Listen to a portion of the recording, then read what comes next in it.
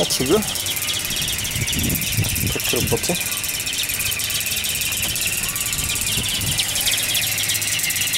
Отнеме няколко време експерименти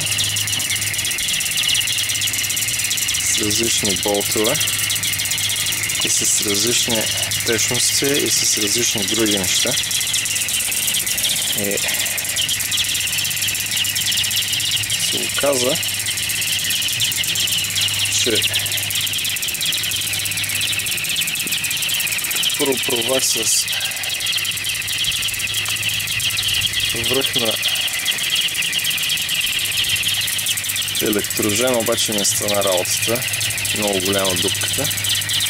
След това разпробих и това болт. Малко минах на фрезата, после го разпробих с 0,03 и стават нещата. Първи експеримент, първи тест, първи опит с болта с върха на електрожена. Как стават някакви странни. Много големи са явно капките, не може да се охладат както трябва. Обаче тия работят що горе добре.